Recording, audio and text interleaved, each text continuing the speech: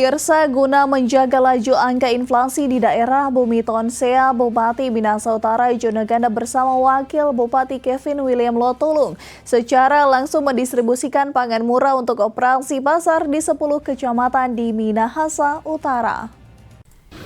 Bertempat di kompleks perkantoran kantor Bupati Minahasa Utara, Bupati Ijo Neganda didampingi Wakil Bupati Kevin William Lotulung pada Senin kemarin secara langsung mendistribusikan pangan murah untuk operasi pasar di 10 kecamatan. Hal tersebut juga dilakukan guna menjaga laju angka inflasi di daerah Bumi Tonsea serta merangsang kembali daya beli masyarakat yang sedikit menurun. Bupati pun mengharapkan masyarakat dapat memanfaatkan momen tersebut, di mana sejumlah bahan pokok seperti beras, gula, dan minyak di pasaran mulai mengalami kelangkaan, sehingga mengakibatkan harga bahan pokok mulai naik. Adalah gerakan pangan murah pertama yang dilakukan itu Minahasa Utara sejak ditetapkannya HET terbaru, begitu ya.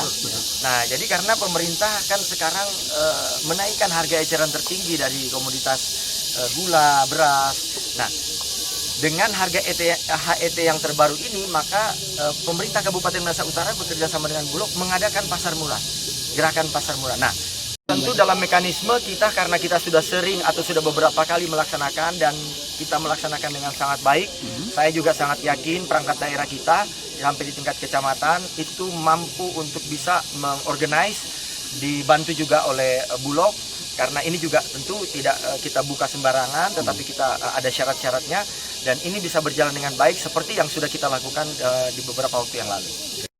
Sejumlah bahan pokok seperti beras, gula, dan minyak yang didistribusikan pemerintah untuk operasi pasar murah adalah jenis premium, dengan harapan masyarakat dapat menikmati bahan premium tanpa harus membayar mahal. Brainumbo melaporkan untuk Kawan Wa TV.